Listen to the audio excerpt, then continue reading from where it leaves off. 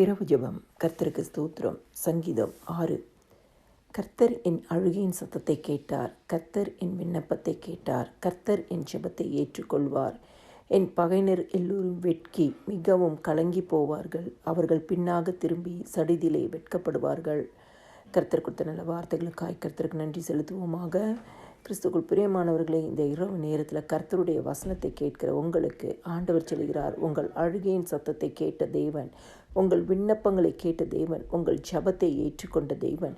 இந்த நாளில் எந்த காரியத்திற்காக தேவ சமூகத்தில் அழுது கொண்டு இருந்தீர்களோ, உங்களுடைய சத்தத்தை கர்த்தர் கேட்டு அந்த அழுகைக்கு தக்கதான பலனை உங்களுக்கு தந்து உங்கள் துக்கத்தை சந்தோஷமாக மாற்றுவார்.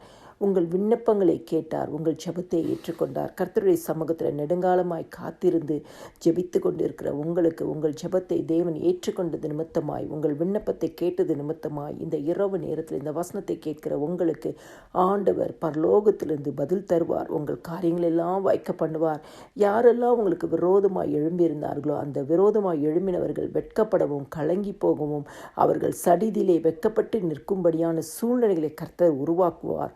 ஆனால் உங்களையோ உங்கள் அழுகையின் சத்தத்தை மாற்றி உங்கள் விண்ணப்பத்தை கேட்டு உங்கள் ஜெபத்தை ஏற்றுக்கொண்டு உங்களுக்கு பதில் தந்து உங்களை ஆசீர்வதித்து உங்களை கனப்படுத்துவார்.